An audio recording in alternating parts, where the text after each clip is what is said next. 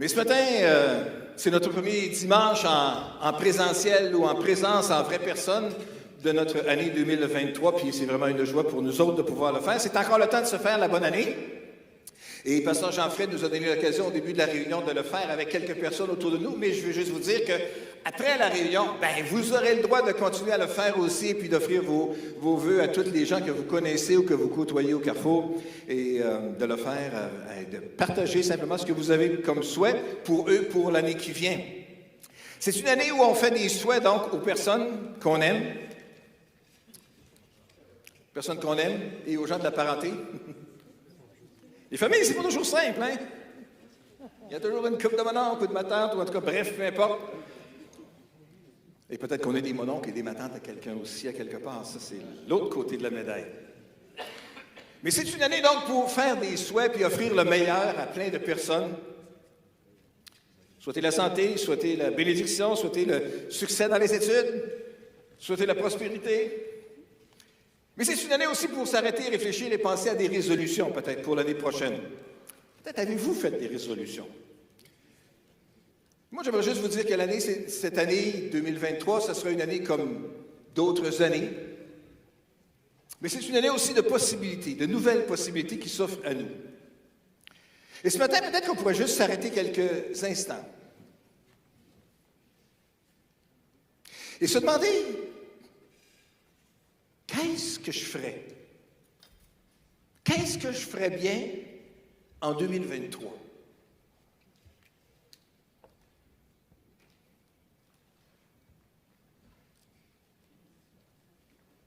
Me reposer, étudier, travailler plus, parler plus, écouter plus. Ça donne une bonne ça. Qu'est-ce que je ferais en 2023? Qu'est-ce que je tenterais de faire cette année si j'étais certain? Hey, ça, c'est encore plus, une coche de plus, hein? Qu'est-ce que je tenterais de faire cette année si j'étais certain que Dieu était avec moi? Si seulement j'étais certain. Une nouvelle acquisition? Un nouvel emploi? L'audace de faire une demande? Qu'est-ce que c'est? Qu'est-ce que je tenterais de faire cette année si j'étais certain que Dieu était avec moi? Bien, la bonne nouvelle ce matin, mes amis, c'est que Dieu est avec nous. Dans Hébreux chapitre 13, verset 5, nous lisons, « Car Dieu lui-même a dit, je ne te laisserai pas, je ne t'abandonnerai jamais. » Il est avec nous. Il était avec nous en 2022, en 2021 et toutes les années qui ont précédé avant. Il est avec nous maintenant. Et savez-vous quoi? Il sera avec nous tous les jours, tout le long de la nouvelle année aussi. Alors peut-être qu'on pourrait oser réfléchir, penser, voir plus grand, voir plus loin, voir plus. Maintenant qu'on est certain que Dieu pourrait être avec nous. En fait, dans le psaume 94, Dieu nous affirme, « Jamais l'Éternel ne délaissera son peuple. Il n'abandonnera pas celui qui lui appartient. » Jamais. Dites-le avec moi. Jamais. Jamais. Jamais. Jamais quoi? Jamais l'Éternel ne délaissera son peuple. Jamais. Jamais il va nous délaisser. Oui, mais tu sais, c'est long la vie, oui. Tu sais, c'est long des fois une année, oui. Mais Dieu nous promet en ce début de nouvelle année, puis j'aimerais que vous puissiez saisir cette parole-là ce matin comme une parole de Dieu. Jamais il ne va vous délaisser. Alors cette année, si jamais vous vivez des périodes plus difficiles, plus noires, plus décourageantes, plus fatigantes, plus angoissantes, inquiétantes, épeurantes, sachez que jamais l'Éternel ne délaissera son peuple, il n'abandonnera pas. Notre Dieu fidèle le dit, il l'affirme, il n'abandonne pas, il n'abandonne jamais. Alors, qu'est-ce que je ferais? Qu'est-ce que je tenterais? Avec une année de possibilités à envisager, des possibilités qu'on pourrait peut-être envisager de s'engager au moment opportun, parce qu'il y a toujours un temps pour tout, hein?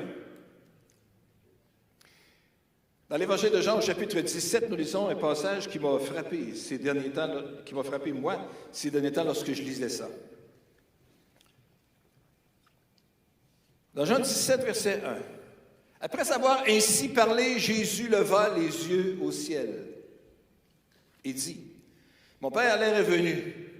Fais éclater la gloire de ton Fils pour qu'à son tour le Fils fasse éclater ta gloire. » Après avoir ainsi parlé. Le contexte de Jean 17, je ne vous apprendrai pas rien de nouveau, là. Il se trouve après Jean 13, Jean 14, Jean 15 et Jean 16. Wow, c'est toute une révélation, hein? Après. Mais ce qu'il faut retenir, c'est que ce passage-là de Jean 13 à Jean 16, c'est avant son arrestation, c'est le discours que Jésus fait à ses disciples. C'est dans ce passage-là que Jésus aborde toutes sortes de thèmes et développe sur des thèmes qui sont extrêmement importants. Jésus sait. En fait, le chapitre 13 commence en parlant justement que Jésus sait que l'heure est venue pour lui d'offrir sa vie en sacrifice, de retourner vers le Père. Il sait qu'il va abandonner. Il sait qu'il va donner sa vie pour ses disciples. Il sait qu'il ne sera plus avec eux. Alors, il doit leur communiquer des choses importantes, des choses vitales, des choses essentielles. Alors, Jésus leur parle. Il leur parle de quoi? Il leur parle d'abord d'humilité. Jésus qui savait a pris un panier, a pris un plateau, puis a mis de l'eau dedans, puis a lavé les pieds des disciples, puis après ça, il a dit, comme je le fais dans l'humilité, vous autres aussi, vous devez vous servir les uns les autres. Parlant de l'humilité, du rapport que les disciples devaient avoir les uns avec les autres. En cherchant pas à s'élever tout le temps plus grand pour dominer encore plus sur les autres, puis écraser encore plus les autres. Non, la vérité du royaume, Jésus disait, c'est d'abord passer par l'humilité et le service. Puis Jésus, après ça, parle du commandement nouveau. Je vous donne un commandement nouveau, qui est aimez-vous les uns les autres comme je vous ai aimé. On a chanté ce matin, encore une fois, sa bannière sur moi, c'est l'amour. Ce qui devrait marquer et caractériser les croyants, les chrétiens, partout sur la face de la terre, c'est l'amour. Est-ce qu'on ne pourrait pas juste peut-être réfléchir et penser dans cette année 2023 de relever notre niveau de manifestation de l'amour autour de nous? Mais ça ne se fera pas par des exercices, ça ne se fera pas par de la manipulation, ça ne se fera pas en faisant semblant que. Il faut que ça vienne vraiment du cœur. Dieu est la source d'amour et Dieu peut déverser son amour dans notre cœur et Dieu peut déverser tellement son amour dans notre cœur qu'il va déborder autour de nous aussi. Alors Jésus parle de l'amour à ses disciples comme quelque chose qui est absolument essentiel. Jésus leur parle aussi dans ce passage-là, dans ce discours si important qu'il communique à ses disciples, qu'il est le chemin, la vérité et la vie. Impossible d'aller devant le Père sans passer par Jésus. C'est à ce moment-là qu'il communique cette vérité-là. Il parle qu'après ça, il doit partir, mais qu'il enverra un autre consolateur. Un consolateur de la même sorte, un défenseur de la même sorte que lui. Différent, mais la même sorte que lui. C'est dans ce passage-là que Jésus parle du cep et des sarments, de la relation étroite que nous devons avoir avec Jésus et de la garder continuellement présente dans notre vie pour être en mesure de porter du fruit. C'est dans ce passage-là aussi que Jésus parle que le monde m'a haï avant vous. Si le monde vous hait, sachez qu'il m'a haï avant vous. Alors vous ne gagnerez pas un concours de popularité en manifestant des attitudes du royaume, en vivant dans le royaume, dans ce monde d'aujourd'hui. Mais prenez courage, j'ai vaincu le monde. Amen. Jésus parle dans ce passage-là aussi de l'Esprit. Quand l'Esprit sera venu, il vous conduira dans toute la vérité. L'autre consolateur viendra et il vous conduira dans toute la vérité. Alors Jésus parle donc à ses disciples et parle de choses importantes. On s'entend? On parle de choses essentielles. Des choses qu'on communique juste avant de partir et dans les dernières paroles qu'on va prononcer. Jésus parle de ça à ses disciples. Et c'est là qu'on arrive au verset 1 du chapitre 17. Tout ça pour arriver là. Mais c'est justement après avoir ainsi parlé.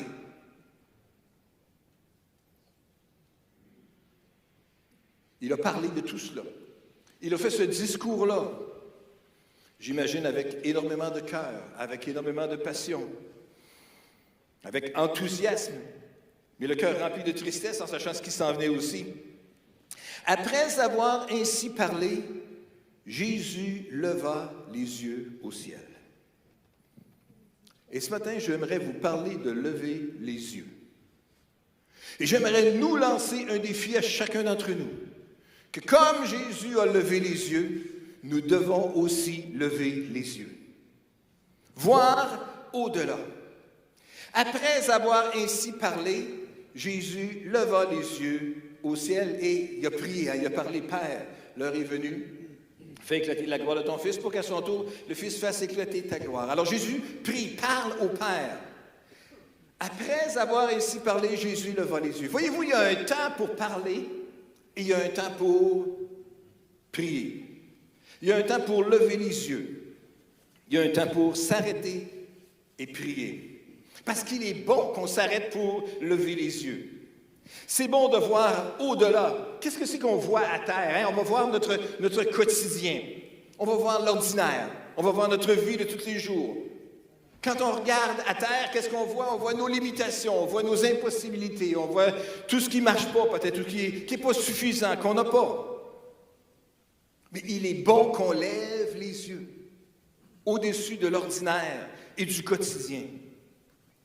Je dirais même qu'il est important qu'on lève les yeux. Pas juste bon, mais c'est important qu'on le fasse pour voir les possibilités, pour voir les ressources, pour voir Dieu. Jésus leva les yeux au ciel. C'est un bon moment pour nous, en ce début de nouvelle année, de s'arrêter puis de lever les yeux vers le ciel. Lors de l'épisode du retour à la vie de Lazare dans Jean chapitre 11, la Bible dit qu'on ôta donc la pierre. Et après cela, alors Jésus, tournant son regard vers le ciel, dit, « Père, tu as exaucé ma prière et je t'en remercie. » Encore une fois ici, aviez-vous déjà, vous connaissez l'histoire de le retour à la vie de Lazare, à la résurrection de Lazare? Ben oui, on a lu ça bien des fois, on a entendu parler, peut-être vous avez entendu bien des prédications à ce sujet. Mais avez-vous remarqué que Jésus, tournant son regard vers le ciel, on savait que Jésus s'était adressé à Dieu, bien sûr. « Père, tu as exaucé ma prière et je t'en remercie. » Tournant ce regard vers le ciel. Encore une fois ici, dans l'épisode de la résurrection de Lazare, il y a un temps pour tout. Il y a un temps pour écouter les sœurs qui pleurent la mort de leur frère. Marthe d'abord, puis après Marie. « Seigneur, si tu avais été ici avec nous, notre frère ne serait pas mort. » Puis Jésus les entend. Jésus les écoute. Jésus compatit. Jésus compatit tant que c'est là qu'on trouve ce passage-là, Jésus pleura. Alors il y a un temps pour écouter, il y a un temps pour sympathiser, il y a un temps pour compatir, il y a un temps pour pleurer. Et puis après ça, il y a un temps pour parler, il y a un temps pour passer à l'action, il y a un temps pour dire d'enlever la pierre. Enlever la pierre, c'est ça que Jésus a dit de faire. Et c'est ce qu'ils ont fait. Il y a un temps pour écouter, compatir. Écouter, compatir. Que Dieu nous donne une année de compassion, d'écoute autour de nous. Savez-vous quoi? Chacun d'entre nous, dans notre vie de tous les jours, dans notre travail, dans notre voisinage, dans notre famille, des gens qu'on côtoie à tous les jours ou de temps en temps, il y a dans ces personnes-là des Marthe et des Marie. Il y a dans ces personnes-là des gens qui ont perdu un être cher aussi. Des gens qui sont dans la souffrance d'avoir perdu quelqu'un. Tous les jours, il y a des gens qui décèdent. Bien, ces gens qui décèdent, c'est des parents, c'est des fils d'eux, c'est des cousins, c'est des voisins, c'est des amis, c'est des connaissances. C'est un ami précieux avec qui on partageait peut-être des moments tellement précieux et qui maintenant ne sera plus là. Et puis la personne subit cette perte-là. Dans notre entourage, partout, mes amis, il y a des Marthe et des Marie qui sont dans la souffrance, dans le deuil, dans la tristesse, dans les larmes. Alors, on a besoin d'avoir un cœur compatissant. Que Dieu nous donne un cœur compatissant. Que Dieu nous donne un cœur capable d'aimer. Que Dieu nous donne un cœur comme le sien. Que Dieu nous donne la grâce de pouvoir être capable de manifester l'amour comme il veut que nous manifestions l'amour, notamment en écoutant, en compatissant, en pleurant avec ceux qui pleurent, en se réjouissant aussi avec ceux qui se réjouissent. Mais ça, c'est tellement plus facile et naturel. Les gens n'ont pas tant besoin d'avoir de gens qui se réjouissent avec eux que de gens qui vont pleurer avec eux. Et il y en a des Marthe et des Marie autour de nous. Mais après ça, après avoir écouté, après avoir pleuré, il y a un temps aussi justement pour passer à l'action, pour dire d'enlever la pierre, de faire quelque chose. Que Dieu nous donne d'être une Église qui est remplie de compassion pour les gens qui sont dans la souffrance. Et une Église qui est capable de pleurer avec ceux qui sont dans la souffrance. Mais une Église qui est capable après ça de se retrousser les manches et de passer à l'action. Et de faire quelque chose.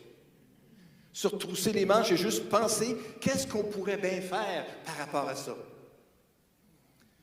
Vous serez étonné qu'en y réfléchissant, il y aurait peut-être des suggestions qui viendraient dans votre esprit. C'est dans ce moment-là que Jésus, après avoir compati et pleuré avec les deux sœurs, après avoir donné des ordres concernant la pierre qui devait être enlevée, après cela, la Bible nous dit que Jésus, tournant ses regards vers le ciel, dit « Père, tu as exaucé ma prière et je t'en remercie. » Il y a un temps pour écouter les sœurs et pleurer et compatir. Il y a un temps pour donner des ordres, un temps pour passer à l'action et faire quelque chose. Mais il y a un temps aussi pour porter les regards vers le ciel, tourner son regard vers le ciel, pour prier. Et j'aimerais ce matin, si vous pouvez lever nos yeux et puis être capable de regarder vers le ciel. La Bible nous dit qu'il y a un temps pour toutes choses. En ce début de nouvelle année, il y a un temps pour rêver, un temps pour imaginer. Un temps pour se projeter dans l'avenir, un temps pour réfléchir, mais il y a aussi un temps pour prier. Dans Ecclésiaste chapitre 3, verset 1, la Bible nous dit « Il y a un temps pour tout et un moment pour toutes choses sous le ciel. » J'aimerais juste qu'on puisse réfléchir qu'en ce début de nouvelle année, ça pourrait bien être un bon moment pour lever les yeux. Lever les yeux et regarder au-delà. Dans la semaine qui vient, nous aurons une convocation de prière. En fait, Pasteur Jean-Frédéric devait faire l'annonce concernant une convocation de jeûne et prière, un temps de prière que nous aurons cette semaine pour toute l'Église. Mardi, mercredi, jeudi, 10, 11 et 12, de 19h à 20h30 à peu près, ici au Carrefour, dans la salle multi à côté, on va se réunir. J'aimerais juste vous dire, mes amis, au-delà d'une invitation, je pense qu'il y a quelque chose d'une convocation spirituelle, une convocation solennelle, une convocation que Dieu veut nous donner.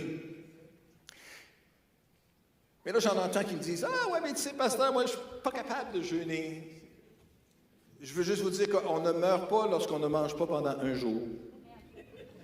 On a besoin de boire, bien s'hydrater, c'est correct, mais on ne meurt pas.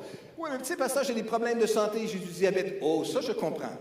Je respecte ça. Et je ne voudrais pas faire fructifier votre glycémie, qu'on appelle ça, oui, ou en tout cas toutes les... Non, on ne changera pas rien de ça. Changez rien à votre routine. Mais par contre, si vous ne pouvez peut-être pas vous priver de nourriture pour des raisons physiques, vous pouvez peut-être choisir volontairement de vous abstenir de certaines activités pour libérer du temps pour prier, pour méditer, pour réfléchir, jeûner à d'autres choses. Ça serait peut-être une bonne idée. Tournez les regards vers le ciel. Je pense qu'en ce début d'année 2023, il y a un appel qui vient du ciel pour nous autres aujourd'hui. J'espère juste que Dieu puisse nous accorder la grâce d'entendre cet appel-là. Pour nous autres, pour chacun de nous. Est-ce que je lèverai mes yeux vers le ciel? Vers le ciel. Vers le ciel.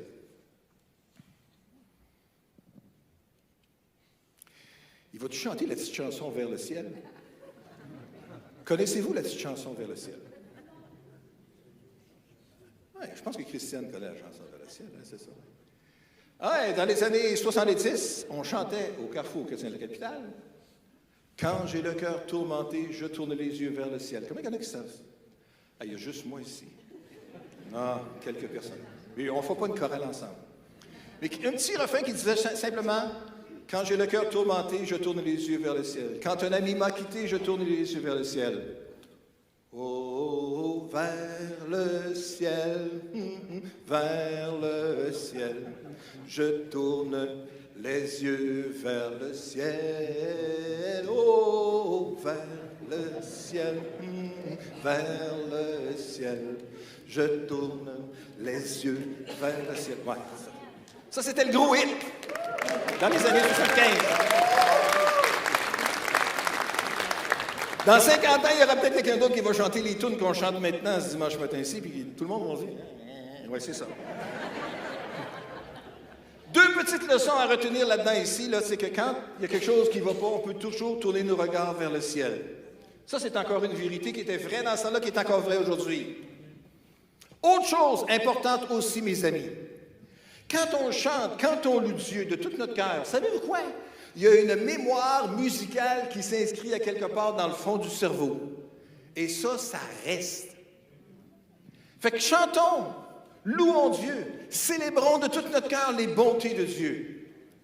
Oh, et pendant le temps que je parle là, je sais qu'il y a des centaines de chansons et de... Non, puis on ne fera pas un extrait de tout ça ce matin, là. Mais si on pouvait juste entendre, mettre un micro dans le cerveau de chacune des personnes ici, on entendrait des cantiques, on entendrait de la louange, on entendrait toutes sortes de sonorisations qui viennent de toutes sortes de pays dans le monde. Hey, ça serait quelque chose. Mais parce que ce que je veux dire, c'est que quand on loue Dieu, il y a quelque chose qui reste dans notre cœur. Il y a quelque chose qui se souvient encore et encore. Les gens qui étudient et qui travaillent en gériatrie qui nous disent que dans les dernières fonctions, les choses qui restent encore plus, c'est justement le souvenir musical. Dans les personnes qui ont perdu beaucoup de choses, de capacités de communication, on peut leur faire jouer de la musique ou des sons qu'ils ont connus à l'époque et tout, et ça les fait réagir. Alors, dans mon vieux temps, ils trouveront la vieille cassette de Vers le ciel. Puis il y aura un petit pied qui va frémir peut-être à quelque part. Vers le ciel, levez les yeux. Lorsqu'on lève les yeux, mes amis, il y a quelque chose qui se passe. Dans le psaume 123, la Bible nous dit « J'ai levé les yeux vers toi, toi qui règnes dans les cieux. » Oui, comme les serviteurs fixent leur regard sur la main du maître, ou comme la servante fixe ses regards sur la main de sa maîtresse, ainsi nos regards se tournent vers l'Éternel, notre Dieu, dans l'attente de sa grâce. J'ai levé les yeux vers toi, toi qui règnes dans les cieux. Lorsqu'on lève les yeux, on lève les yeux vers Dieu, bien sûr, vers le ciel, vers le Dieu qui règne dans les cieux, vers toi qui règnes dans les cieux. Nos regards se tournent vers l'Éternel à la fin du verset 2, vers l'Éternel notre Dieu dans l'attente de sa grâce.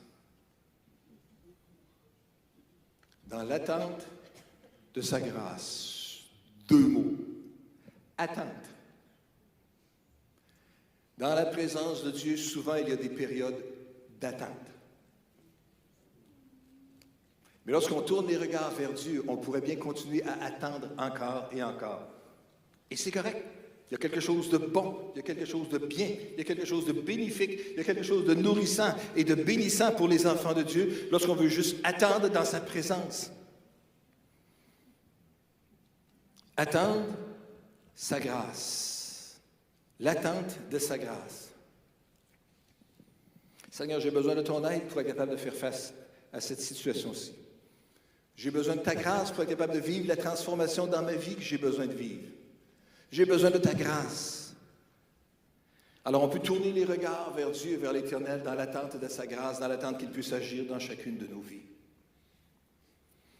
Dans le psaume 121, nous lisons « Je lève les yeux vers les monts. D'où le secours me viendra-t-il? Mon secours vient de l'Éternel qui a fait le ciel et la terre. Il te gardera, n'y faut pas. Ton gardien ne dormira pas. Ne dormira jamais, hein? Je lève les yeux vers les montagnes, je lève les yeux vers les monts, vers les difficultés, vers les problèmes. D'où est-ce que mon secours va venir? Mon secours vient de l'Éternel. L'Éternel qui a fait le ciel et la terre. L'Éternel, non pas seulement qui va m'accorder la grâce, mais l'Éternel qui peut. Il est capable. Il sait comment faire. il a déjà fait et il peut faire encore. Ce que Dieu a fait dans le passé, il peut le faire encore. Dieu peut faire encore ce qu'il a fait dans le passé. Lorsqu'on lit les Écritures et qu'on voit les œuvres puissantes de Jésus, on peut se demander, est-ce que Dieu peut agir encore comme ça aujourd'hui? Oui. Dieu peut le faire. Il est le Dieu qui est capable de faire infiniment au-delà de tout ce qu'on peut imaginer ou penser. Vous le savez, vous connaissez le passage. Mais c'est vrai, il peut. Celui qui a fait le ciel et la terre, c'est de là que vient notre secours. Alors, êtes-vous dans l'attente d'un secours ce matin? Sachez que l'Éternel, si vous tournez les regards vers lui, il va vous accorder son secours.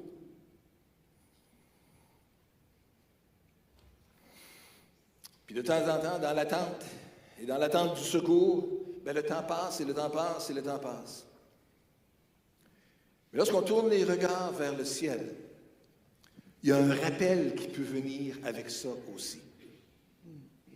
Dans le livre de Genèse, chapitre 15 et verset 5, nous lisons cet épisode dans la vie d'Abraham, où après l'avoir conduit dehors, Dieu dit à Abraham, il lui dit, « Regarde vers le ciel et compte les étoiles si tu peux les compter. » Et il lui affirma, « Telle sera ta descendance. » Voyez-vous, dans ce passage-là, ici, l'Éternel parle à Abraham et lui rappelle la promesse qu'il lui a faite. Dieu renouvelle sa promesse à Abraham. Déjà dans Genèse chapitre 12 et verset 2, Dieu lui avait dit, « Si tu quittes ton pays et si tu t'en vas dans l'endroit où je te dirigerai, bien je ferai de toi une grande nation. Je ferai de toi l'ancêtre d'une grande nation. » On n'a pas le passage, mais c'est Genèse 12, 2 à vérifier à la maison pour être sûr que je dis la vérité. Rien de mal avec la vérification. Regardez vers le ciel et comptez. C'est Dieu ici qui dit à Abraham, « Écoute, Abraham, tu commences à être découragé, tu commences à être épuisé, tu ne vois pas l'accomplissement de ce que je t'ai promis, mais moi, je sais que ce que je t'ai promis, je vais l'accomplir. » Dieu a déjà tout vu ça, lui. Mais Abraham, dans sa réalité humaine, voit le temps passer, puis il voit que ça ne marche plus, puis c'est plus possible. Alors Dieu le conduit en dehors de la tente et dit, « Regarde vers le ciel. Regarde vers le ciel et compte. » Ça, c'est pas pire parce que moi, j'ai un toc, je suis tout le temps en train de compter. Je l'avoue, je ne suis pas capable de rentrer dans une salle sans compter les tuiles au plafond pour connaître les dimensions, sans essayer d'imaginer le nombre de chaises qu'il y a. C'est tout le temps de même. D'aussi loin que je me rappelle, ça a toujours été comme ça, puis c'est encore comme ça. Puis je ne sais pas d'où ça vient, puis je ne sais pas pourquoi. Je ne sais pas si un jour on peut trouver une pelule pour ça, ou peut-être pas par des pelules que ça se guérit non plus, mais c'est pas grave, c'est pas dangereux. Je ne mords pas personne avec ça. Mais je compte. Je compte. Je compte. Mais là, je ne suis même pas capable de vous dire que s'il y en a 468 ou 464 chaises dans l'auditorium, ici, à part des 120 quelques qui sont en haut, là, mais peut-être que pas Jean-Fred serait au courant. En tout cas, bref, peu importe. Il compte, lui aussi. Il compte. Dieu lui dit, regarde vers le ciel et compte. Avez-vous compté les lumières? Hein? Il y en a 8 de ce côté-là, puis il y en a 9 de ce côté-là. Oui, c'est ça. Hein? Avez-vous compté? Mais compter les étoiles, c'est une autre paire de manches, par exemple. Hein? Il y en a des plus foncées, il y en a des plus brillantes, il y en a des plus claires. Ça dépend du temps de l'année aussi. Ça dépend bien sûr de la couverture nuageuse ou non. Il n'y avait pas beaucoup de pollution lumineuse à l'époque d'Abraham, certainement, lorsqu'il est sorti de sa tente, lorsque Dieu lui a dit « Regarde ». Mais nous avons tous vu, malgré la pollution lumineuse, un ciel étoilé. Puis quand je dis cette expression-là, « ciel étoilé », il y a des images qui se déroulent dans votre tête. Vous voyez à un camp, peut-être à quelque part, sur une montagne, ou dans un endroit, une clairière, une nuit particulièrement noire, puis, waouh, vous voyez le ciel incroyablement. Mais il me semble qu'il y a encore plus d'étoiles que d'habitude. C'est ça, c'est parce qu'on les voit mieux, peut-être. Elles sont encore là. Là, Dieu dit à Abraham, regarde vers le ciel et compte. Si tu le peux. Si tu le peux. On n'arrête pas de construire des nouveaux satellites et des nouvelles... comment on appelle ça, les choses qu'on... Un télescope, c'est ça exactement, qu'on met sur des satellites pour envoyer encore plus loin, pour être capable de voir encore plus loin. Puis plus qu'on les envoie, plus qu'on en trouve d'autres planètes, puis d'autres lumières. Pas juste d'autres étoiles, d'autres galaxies. C'est grand longtemps. Quand on lève les yeux vers le ciel, on lève les yeux vers le ciel, vers l'Éternel qui a fait le ciel et la terre. Wow! Le Dieu qui a des ressources infinies. Le Dieu qui, même lorsque mes yeux ne sont plus capables de voir, il y a encore d'autres réalités qui sont là. Ce Dieu-là est capable d'intervenir en ma faveur et c'est de là peut venir mon secours. Alors Dieu renouvelle la promesse à Abraham et lui dit, regarde vers le ciel et compte. Compte. Que Dieu nous donne de lever les yeux vers lui cette semaine. Et que Dieu nous donne de réfléchir, de penser, de se positionner devant lui, de juste simplement rester devant lui et écouter ce qu'il pourrait avoir à nous dire. Dans Marc chapitre 7 et verset 33, nous voyons ici un épisode de la guérison du sourd et muet que Jésus opère. Marc 7, 33, Jésus l'amena seul avec lui, loin de la foule. Et après avoir posé ses doigts sur les oreilles du malade, il les humecta de salive et toucha sa langue. Alors, il leva les yeux au ciel et poussa un soupir et dit « Ephata », ce qui signifie « ouvre-toi ». Jésus amène le sourd et muet seul.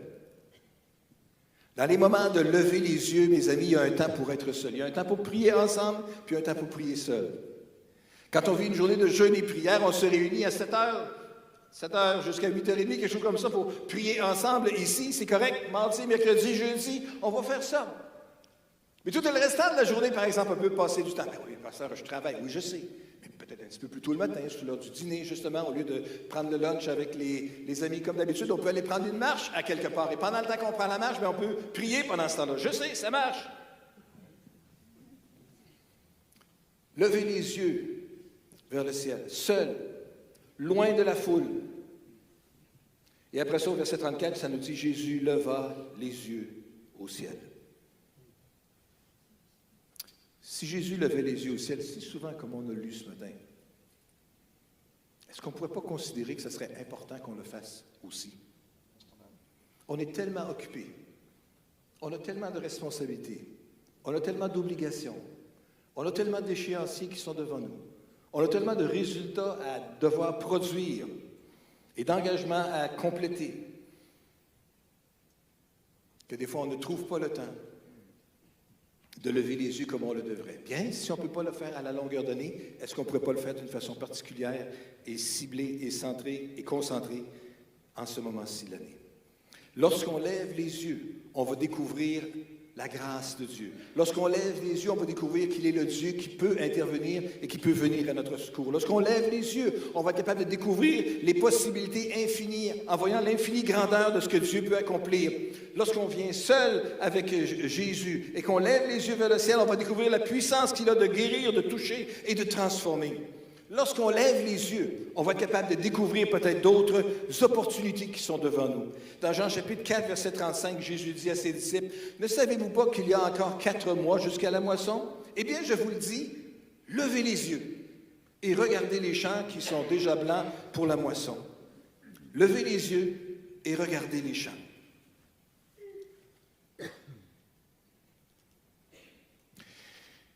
Que Dieu nous donne dans le courant de cette année, de cette semaine et dans les années à venir, de garder nos yeux levés sur le champ que Dieu a placé devant nous. Nous sommes une église chrétienne évangélique établie dans la capitale nationale du seul État francophone en Amérique du Nord, où plein de décisions sont prises. Et nous sommes placés dans le milieu de tout cela pour être capables de faire manifester la gloire de Dieu et de faire briller la lumière. Lors de la construction de notre édifice, plusieurs personnes ont mentionné le fait qu'on était construit sur une colline. Mieux que ça, encore plus, au coin du boulevard Louis XIV, grand roi de France. Hein? Oui, c'est ça. Et de Pierre Bertrand, célèbre politicien québécois d'une certaine époque. Mais on est construit là, avec une vue sur la ville, pour être un phare, une lumière qui va brûler. La ville de Québec est en train de changer, est en train de s'ouvrir de plus en plus à l'immigration des gens qui arrivent de partout dans le monde. Et je crois que le chrétien de la capitale est en train de changer aussi. Et ce n'est pas une menace, ce n'est pas une crainte, c'est une merveilleuse chose qu'on puisse être capable d'expérimenter un petit peu plus sur la terre la réalité de quelle sera la réalité au ciel. Je regardais des choses sur la population mondiale dernièrement, sur les milliards de personnes qui occupent la surface de la Terre. Et une personne sur 2 sur la Terre sont ou bien chinoises, de Chine, même pas asiatiques, chinois, indiens des Indes, ou un membre du continent africain. Et là, je mélange tout dans l'Afrique. L'Afrique anglophone, francophone, nord, sud, toute la patente. Tout le reste, c'est autre chose. Il y a des réalités internationales que nous ne sommes pas nécessairement conscients. Et que plusieurs personnes qui sont arrivées parmi nous, qui vivent maintenant ici à Québec, découvrent une autre réalité complètement que celle qu'ils avaient réalisée aussi. Et si vous êtes des personnes qui sont nouvellement arrivées cette année à Québec, cette semaine, il faudra se couvrir lorsqu'on va sortir dehors, le matin. Avec des moins 10 et des moins 15, ressentis et peut-être ressenti encore plus bas que ça le matin. Ça, on arrive dans la période qu'on appelle froid, presque frais. Hein, c'est ça. Je vous dis tout ça pour vous dire que Dieu nous a placés dans un endroit stratégique, dans un moment stratégique dans l'histoire de notre ville, pour qu'on puisse être capable d'être des témoins de sa grâce et de son amour. Que Dieu nous aide, alors que nous levons nos yeux vers le ciel, qu'alors que nous levons nos yeux, peut-être qu'il va lever nos yeux et nous permettre de voir les champs qui sont devant nous. Quelles sont les possibilités que Dieu place devant nous? Quelles sont les opportunités qu'il place devant nous? Les solutions que Dieu place devant nous. Dans Genèse, chapitre 22, m'a dit, on n'a pas ça puis vous ne l'aurez pas ici, mais encore une fois, croyez-moi sur parole, ou allez vérifier si vous voulez. Dans Genèse, chapitre 22, verset 13, dans la traduction Parole de vie, la Bible nous dit, Abraham leva les yeux, et il regarda, et voici qu'un bélier était pris par les cornes dans un buisson. Il alla le prendre pour l'offrir en holocauste à la place de son fils. On est ici sur la montagne du sacrifice où Abraham est monté avec son fils et avec le feu pour offrir le sacrifice. Et même si le fils posait la question, « Père, on a le feu, on a le bois, mais où est le sacrifice? » Et Abraham savait ce que Dieu lui avait dit, mais il n'a pas voulu le dire à Isaac pour des raisons stratégiques évidentes. Il a dit, Dieu va pourvoir à ça, et Dieu a pourvu à ça. Et lorsqu'il était sur le point de sacrifier son fils, l'ange lui a dit, « Non, non, fais pas ça parce que maintenant je sais que tu es capable de le faire. » C'est à ce moment-là qu'on arrive à ce verset-là ici que Abraham leva les yeux et c'est là qu'il a vu le bélier qui était pris dans le buisson. Le bélier était déjà là depuis longtemps. Mais c'est à ce moment-là qu'Abraham l'a vu. Quand on lève les yeux, on va voir des opportunités, mais on pourrait avoir des solutions aussi en levant les yeux. Voyez-vous, il y a un temps pour toute chose sous le ciel, comme on a parlé. Et j'aimerais juste inviter les musiciens à revenir, s'il vous plaît, ce matin. Il y a un temps pour parler et dire les vraies choses. Il y a un temps pour exprimer les choses importantes. Et ça, Jésus l'a fait avec ses disciples. Mais après avoir parlé, il leva les yeux au ciel. Il y a un temps pour agir, il y a un temps pour dire, c'est le temps de faire ceci. Ôtez la pierre, disait-il, puis après ça, il a levé les yeux au ciel. Il y a un temps pour agir et il y a un temps pour lever les yeux. Il y a un temps pour construire. Il y a un temps pour développer. Il y a un temps pour arrêter. Il y a un temps pour réfléchir. Il y a un temps pour prier.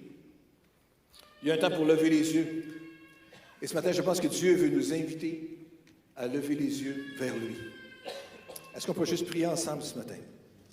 Seigneur, je veux te prier aujourd'hui, en ce dimanche 8 janvier 2023, ici, à Québec, au Carrefour chrétien de la capitale. Nous voulons lever notre voix vers toi, nous voulons lever nos yeux vers toi, Seigneur. Et nous voulons te prier que tu puisses nous accorder comme assemblée, comme communauté de croyants, comme famille spirituelle. Aide-nous, Seigneur, à saisir l'appel que tu nous adresses de lever nos yeux vers toi et de voir en toi le secours que nous avons, les possibilités qu'il y a, les opportunités qui peuvent se présenter devant nous, les guérisons que tu veux opérer, les changements que tu peux produire, les ressources dont tu disposes. Seigneur, donne-nous des yeux pour voir et viens rassurer nos cœurs, les cœurs de chacun de tes enfants. Je te prie que comme assemblée, tu puisses nous diriger tout au long de cette semaine.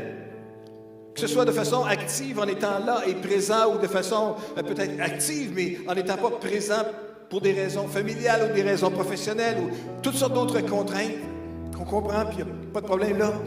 Seigneur, on veut juste te prier que tu puisses nous aider à être d'un même cœur, d'une même âme. Qu'on puisse se présenter comme une assemblée qui lève les yeux vers le ciel et qui dit, « Oh Dieu, nous attendons ta grâce. Nous sommes dans l'attente de ta grâce. Nous sommes dans l'attente de ta présence. Nous prions, Seigneur Dieu, que tu viennes et que tu sièges au milieu de nous. Nous voulons, Seigneur, que ton Saint-Esprit puisse agir puissamment au milieu de nous et que tu viennes nous parler et que tu viennes nous redresser et que tu viennes nous encourager et que tu viennes faire du bien à chacun d'entre nous. Que tu viennes renouveler les promesses que tu nous as faites. Que tu viennes arroser, Seigneur, les semences qui ont été faites dans nos cœurs. Seigneur, nous te prions que tu manifestes ta grâce dans chacune de nos vies, Seigneur. Alors que nous tournons nos regards vers toi, viens toucher nos cœurs, viens toucher nos vies, Seigneur. Alléluia. Et accomplis les merveilles que tu veux accomplir au milieu de nous, Seigneur, au nom de Jésus. Alléluia.